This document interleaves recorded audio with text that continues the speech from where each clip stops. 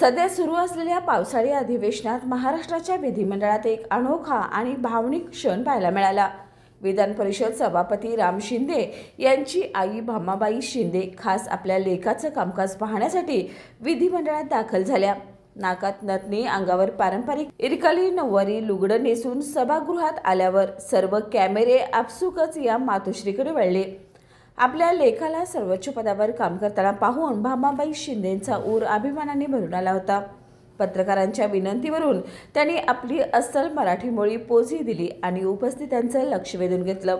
त्यांच्यासोबतचे सहकारी त्यांना सभागृहात घेऊन गेले।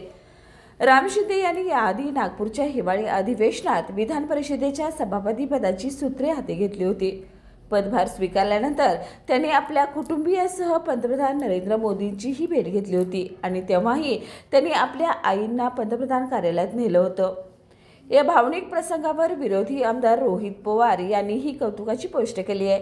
राम शिंदे हे माझे राजकीय विरोधक आहेत, पण आपल्या मुलाला सर्वोच्च पदावर पाहण्यासाठी आलेल्या त्यांच्या मातोश्रींचा अभिमान नक्कीच उरात मावत नसेल। आपली संस्कृती आणि परंपरा जपणारी ही पिढी आजच्या पिढीसाठी आदर्शवत आहे, असं म्हणत रोहित पवार यांनी भामाबाई शिंदेंना दंडवत करत त्यांचा व्हिडिओ सोशल मीडियावर शेअर केलाय। विधिमंडळातील राजकारणातला हा प्रेमाचा आणि संस्कृतीचा सोहळा सर्वांनाच भावून गेला।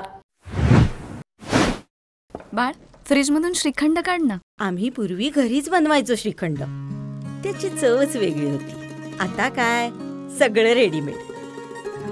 आजी, हे श्रीखंड खाऊन बघ। आज तुझ्या आईनं घरीच बनवलं की काय?